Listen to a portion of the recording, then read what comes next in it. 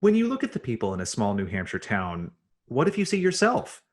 What if those people speak your language? What if they know your life? We'll be asking those questions and much, much more on this episode of the Thornton Wilder Podcasts.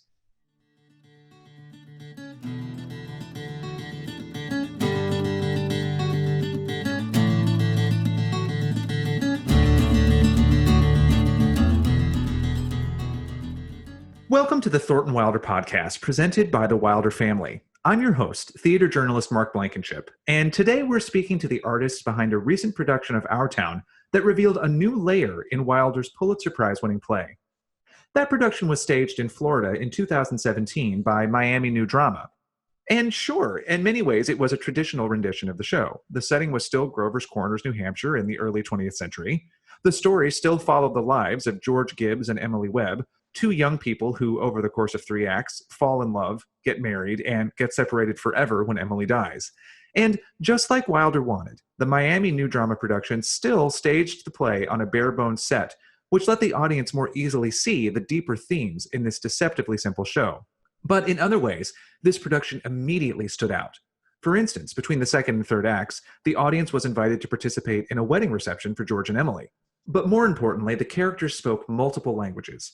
When they were home together, the Webbs spoke Spanish and the Gibbs spoke Creole, with the English translations of their conversations projected behind them. This expansive cultural approach opened a new portal into the play, and the production was immediately embraced. The Miami Herald called it glorious, saying, "You have never seen an Our Town quite like this." And in the fall of 2020, Concord Theatricals published Miami New Drama's multilingual script, with Spanish translations by Nilo Cruz and Creole translations by Jeff Augustine. Before we talk to the artists who made this production, here's Tappan Wilder, Thornton's nephew and literary executor, on his reaction to what happened in Miami. The story of the Wilder family's involvement in this remarkable production really began in New York, not too far from Broadway, in a hotel. We all sat down with Michel Hausman and Moises Kaufman, and they proposed the performance which later became the remarkable performance of Our Town in 3 languages.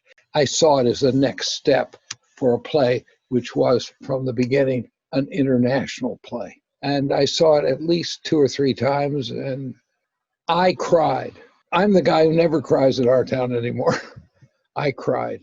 It was wonderfully moving, deeply, deeply richly conceived, and full of life and fun and humor and all those things, with some acting the likes of which I've never seen.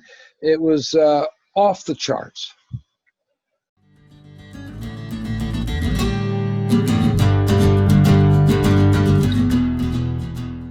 And now I am thrilled to introduce a quartet of artists who brought this version of Our Town to life. First, I want to welcome Michel Hausman, the director of the production and the artistic director of Miami New Drama. Hello, Michel. Hello, how are you doing, Mark? Oh, so well. It's great to have you here. Next, honor. I am pleased to welcome Thalys Santesteban, who played Emily. Hello, Thalys.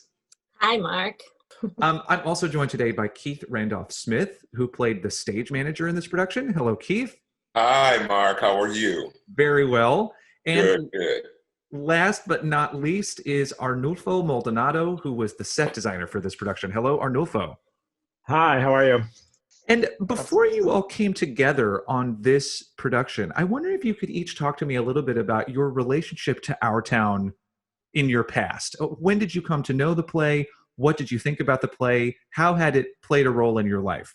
You know what? One of the advantages of having immigrated to the United States as an adult is that I was never forced to read Our Town in high school. So I approached it, in my late 20s with fresh eyes, and I read it, and I thought this was the most amazing avant-garde work of theater I had ever seen, and I just fell in love with it, and it lived in my mind for many years until I could find a way to do an Our Town that felt important to the 21st century, and that felt, that had a relationship with the community that I was a part of. Right. So So in my late 20s, that's when I got to know our town. Yeah. Well, so Keith, I wonder for you, how old were you when you first came to this play? I think I read it in high school, but and I remember enjoying it. But then when I was in college, around 20, I was in a production of it, and I played Editor Webb. And Arnulfo, I'm interested to know for you, when did this play cross your path? This was one of the plays that I read as a high school student. And I remember I've had this conversation with Michelle, but I remember when I first read it that I was very, not put off by it, but it just sort of didn't, it didn't really register for me, or it didn't do anything for me at that age. I find it sort of like the typical high school response would be like, oh, nothing happens. But then reading it later, and now in my early 40s, it's just a much different play for me now. And so much of it resonates for me, and it's like one of my favorite plays now. But I think that comes with age in a way. So for me, it was very much like a growing experience to sort of really understand and just really appreciate the play itself as I'm getting older. Oh my gosh, as someone who on more than one occasion has read the third act of Our Town just when I need to cry and get some feelings out, it is semi-embarrassing to remember that when I was a freshman in high school and it was recommended that we do this play in my school, I was like, no, that play is dumb. It's really boring. So yes, it seems almost like a certain type of American rite of passage to just acknowledge that maybe you didn't quite get it when you were 14. And Salis, what about you? What was your first experience with the show? Well, I grew up in Mexico, so I was not made to read it in high school. So I actually didn't know the play at all until I got asked to audition for it. And I was on a road trip in the middle of nowhere in Montana when they kept calling me to send in a video. I was like, okay, I guess I'll send in a video. I was like, I'm in a hotel room. I don't have makeup with me. It's going to look how it's going to look. And one of my friends that I was on the road trip with just broke it down for me. She's like, I think you're dead in the third scene, and you're sad, you're saying goodbye, I think, or something. I was like, okay, sure, let's just film it, whatever. We filmed it and sent it, and then I completely forgot about it. I didn't even read the play afterwards, because you often send audition tapes and you don't right. And then I got cast in it a couple months after. I was like, oh, I better read it now. And I remember vividly sitting on my bed and reading it and just weeping. Like, oh, wow, I get to do something really cool. I love that a good portion of us in this room arrived at this play when we were adults, and another portion of us arrived when we were children. It's so interesting, and it speaks to, I think, the play being able to reach us at many points in our lives. And that actually leads me, Michelle, I wonder if you could talk a little bit more with regard to this particular production, what you were referring to earlier when you said you wanted to imagine or envision or create an Our Town that was rooted in the place where you were. Well, there's different layers to this question. One is that when suddenly I read Our Town and became in love with it, I realized that there was a feeling that people had in general, I would say an uneducated opinion about Our Town that suggests that it's kind of a very typical white American play. But of course, when I read, having, spent my life in Minnesota, I always read plays mainly of foreigners, right? So most of the plays that I've ever read were of foreign people. So in a way, I did not approach the first time I read that play, with the layers of the complicated racial relationship of America. On the other hand, I was very much in love with The Bridge of San Luis Rey that I read after Our Town. And it's, Thornton Wilder was not writing about life in small town America in the north of the provinces north of New York, in Our Town, in the same way that he wasn't writing about colonial life in Peru in the 17th century, right? Thornton Wilder was writing about that frailty that means to be alive, the frailty that means to be a human. And that is something that you can share it with, any language, any accent. We all fall in love. We all cry for our dead. We all, we all have hopes, we all have tragedies. So this play felt extremely human. But I also understand that as we were producing it, that we live in an America that has yet to define its relationship with race. It has yet to correct its wrongs. It has yet to come up to that dream that Obama spoke of. We don't have a white America, we don't have a blue, we don't have a red. We're not there yet, right? Miami is one of the most diverse, multilingual, multicultural cities in America. 54% of Miami is foreign born, and 87% of Miami is either Hispanic or African American or Afro-Caribbean. So we are a majority city. And America is slowly growing to be what we are already in Miami. So I felt it was an opportunity for us, because we in a way are in a vantage point of American history, to tell the story from the perspective of our multicultural community. And by the way, that I think that makes it the most American city, because we are a city of immigrants, and America is a country of immigrants.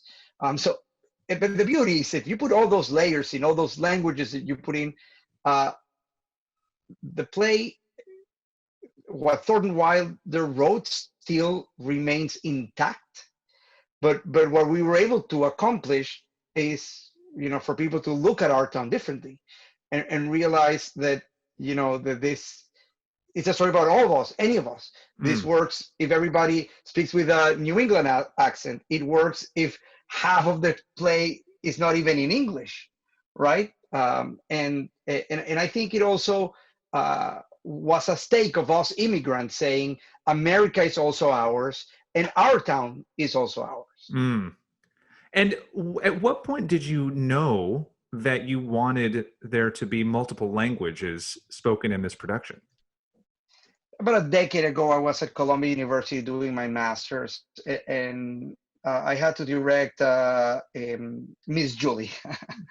And as I was thinking of how to direct Miss Julie, I thought, what happens if Julie and John, if Jean and Christine speak Spanish among themselves, but they all speak English to Miss Julie. And by doing that, the play became something different.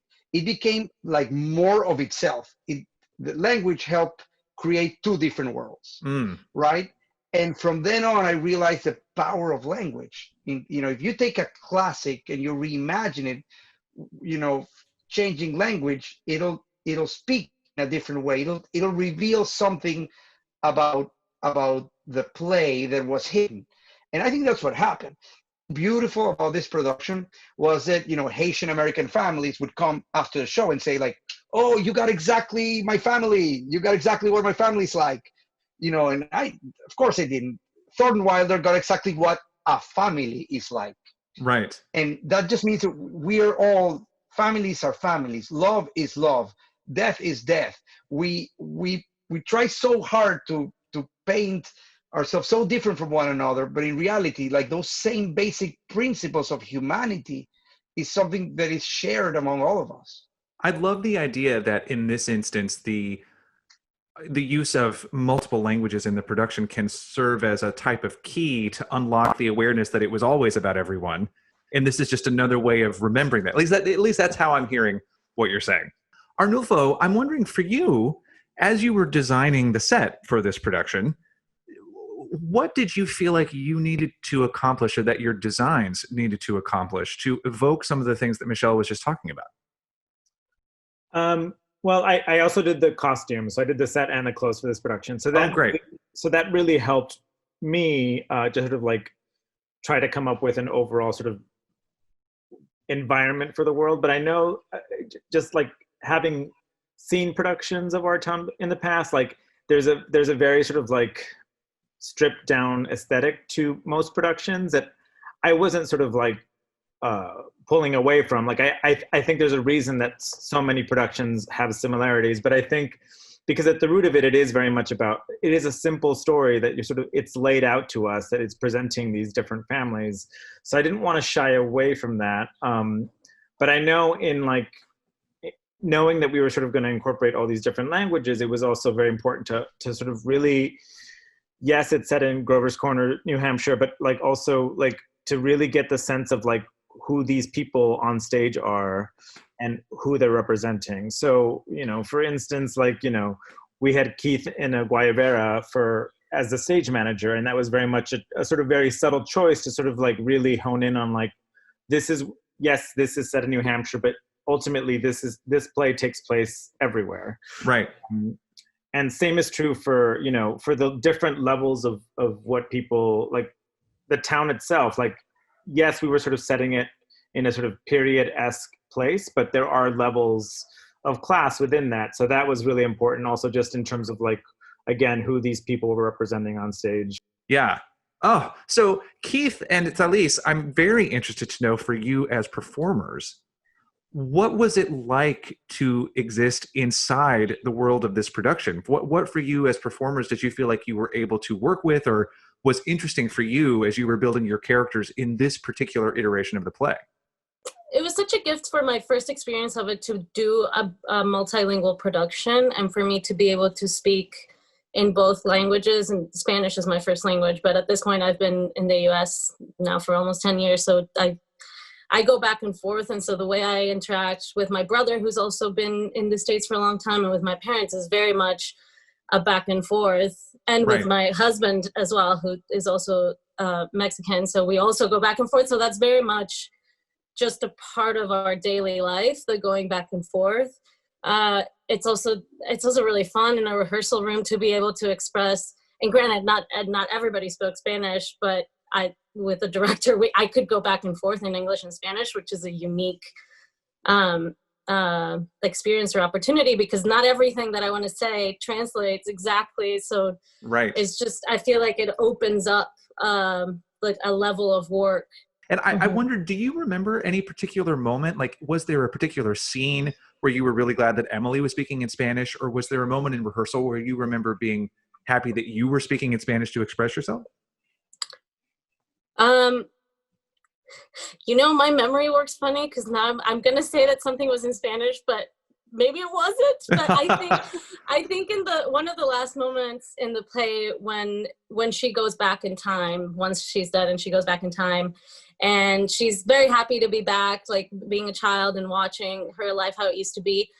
And then it starts like hitting her how she can't be there because it's too much. And then the dad walks in, and Michelle, correct me if I'm wrong, but I believe the dad walks in speaking Spanish. And that to me yes, that's right? Yeah. And to me that, because it's my own father's language, and that to me is just a moment that I don't know if it would have had the same weight if I think the lines are, mi niña, ¿dónde está mi niña chiquita que cumpleaños? Which is my little girl, my little birthday girl, or something like that. And I don't know if that moment would have had and that's for me kind of what just launched me into the rest of the third act. And so being able to do that in Spanish was why it was effective and helpful to me. Oh gosh, yeah. And that scene is so much about the sudden arrival of the hyper-specific after Emily has been experiencing so much of the generalization of death in that graveyard. And when to hear this, I'm actually getting emotional just thinking about it. When she hears the specificity of her father's language, like, oh God. Whew. Yeah. Okay. Pull it together, Blankenship. And Keith, so now for those listening who didn't see this production or haven't yet read the script, does the stage manager speak in multiple languages, or does he only speak in English in this production? I only spoke in English. So for you then, how did you see the stage manager, who is sort of an omniscient figure in some ways, how did you see the stage manager relating to all of these families and all of these languages as they were happening in the play? It's like I was part of the audience. I was a bearing witness. Thalys would do that scene where she would be nervous about getting married, and Dad would come in, and even just thinking about it, hearing her talk, I still get the goosebumps. Right. You know,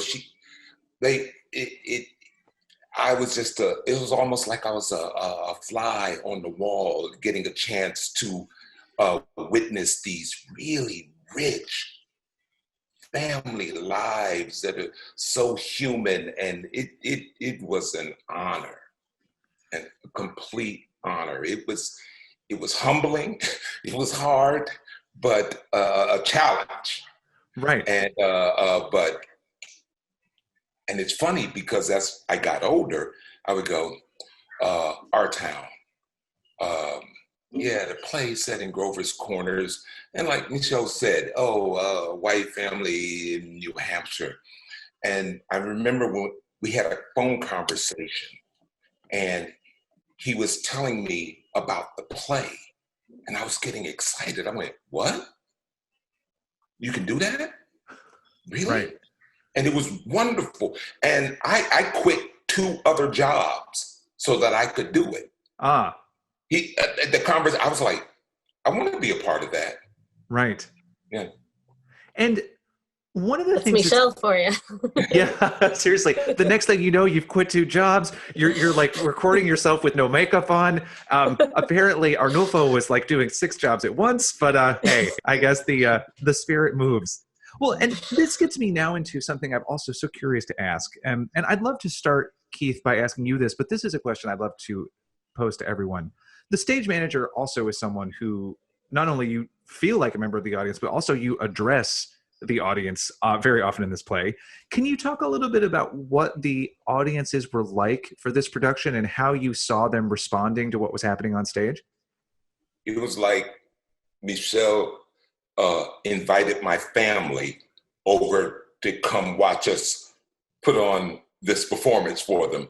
And he had a beautiful interest for me where I would come through the audience from the back and I would sit on the armrest and you could see people because they used to think they act up there, right? Right. But you're right here and you're talking to me. Should I respond to you? So it was always funny and very human because some people would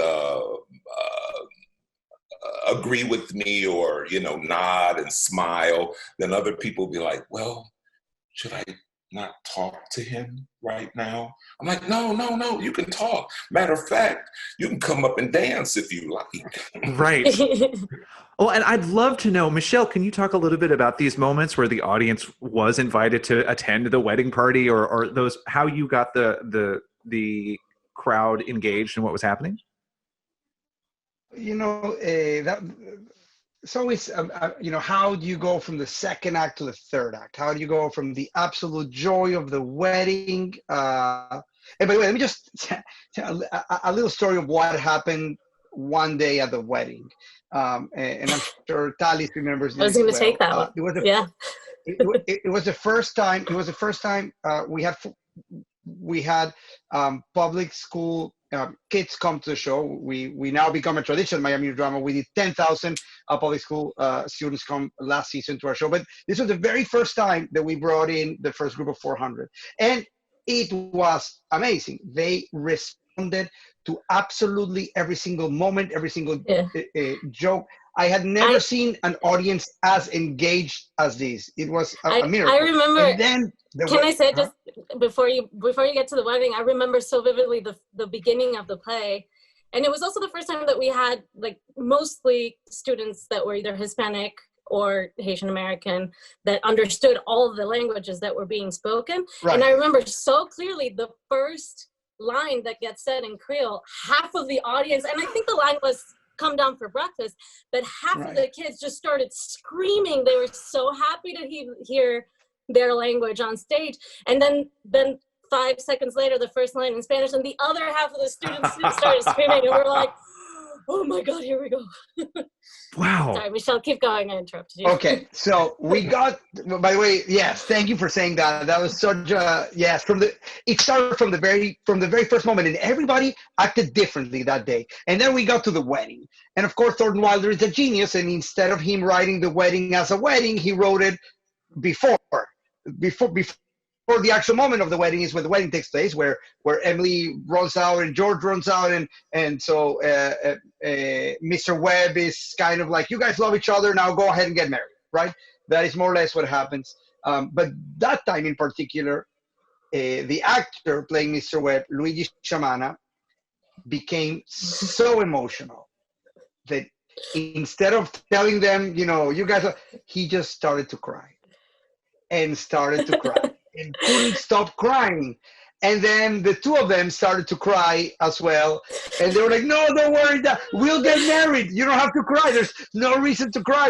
You will definitely get married. And it was just such a beautiful moment because everybody was in tears. Because really the students brought something so special. And so that day, the wedding became something. So to respond to the original question, how do you go from that moment of joy, from that moment, from that wedding on to death? So I wanted to try to highlight that difference a little bit more. And so after we have the little wedding that is actually really Thornton Wilder doing a joke on weddings because we have the gossiper there, talking when the stage manager is trying to officiate the wedding, and then Keith looked at the audience and told the audience, like, come on up, and we just started to play songs from famous Latin American songs and famous songs from the American canon, which is actually how the show began. When audience were coming in to sit down, Salomon Lerner, the musical director, was there on the piano, and people were slowly coming in and forming a community, just singing songs. And by the time we were ready to start the show, we all sat down, and Keith, appeared, and started the show for us. And then so we had already established that language. So by the moment that the wedding happened, people just started to sing again. And we invited the audience in, and it was just absolutely festive. People forgot they were in a play. They were dancing. They were having the time of their life. And then suddenly, light shift, and all the actors sat down very dramatically. And then the people who were dancing on stage became very uncomfortable and left the stage very, very suddenly. And then the third act began, and we are at the cemetery. And it was a shock for everyone. Right. Especially Miami, again, a city of 54% foreign-born. People don't know our town. Right. So they had no idea what the third act was. And then suddenly everybody's dead, and they were just sweating because they were dancing and having a wonderful time. And that's what, death doesn't announce itself, right? It just appears. And it worked. It worked so well. And it broke my heart every single time that we did it, every single time. Oh God, amazing. Yeah, that stage party was such a ride every time because you never knew what was going to happen. Sometimes we'd have audiences that we'd have to, come on, like, calm down. And that student show that obviously affected all of us very deeply because we talk about it all the time and we all know exactly what we're talking about. That student show, so many kids came on stage. I was like, how are we gonna do this? And I was like, and Martin, who was playing George, I was like, they're gonna take him. They're gonna crowd surf him down the theater. What's gonna happen? And Martin is like a Greek statue. Like, that man is so handsome, and every single muscle that exists, on the human body, he definitely can show you and point to it. And girls were going nuts. I know. I was worried for him from the first moment he came on stage, and the students just went crazy. I was like, oh my God, the wedding party is going to be insane. It's great fun. Oh, so, and I love these stories. So Arnulfo, for you, do you have any particular memories of watching the show and the way that people were responding, or even what was it like for you once you were at the point where you were just watching the show instead of, working on it as actively? I remember, I mean, one of the things we did do as part of like the set design was that we took out the first couple of rows and we extended sort of like the center area of the playing space. So it was literally in the lap of the audience. And that to me, like the first time I got to see that with an audience, just it just felt like the very like hard line between performer and audience member was very much like not there from the get-go. And I was pleasantly surprised at how engaged and also open the audience was to just joining the party. Like that was like that the first time seeing that was like the moment where I was like, oh, this actually does work. Like, of course it works. But that was the one moment where I was really happy. It's a really genius design choice. It seems so simple, but what Arnulfo did of extending the stage so that that the audience and the actors, they share, their feet are touching in the same, piece of wood. It changes the way you approach the theater, the way you approach the audience. Like it's a difference of like entering a house and there's a table set, or entering a house and there's no, you know what I mean? Like just that design choice was brilliant and changed the conversation.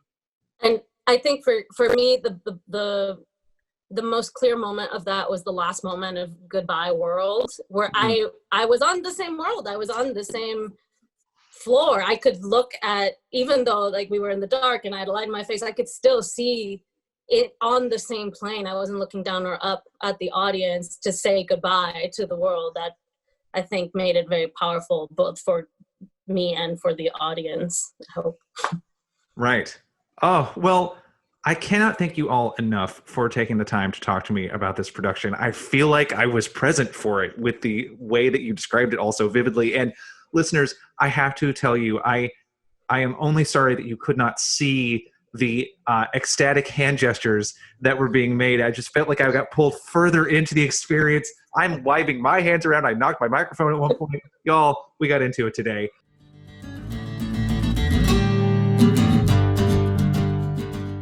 Thank you again to our fantastic guests. And listeners, I want to remind you that the script for this multilingual production of Our Town is currently available from Concord Theatricals.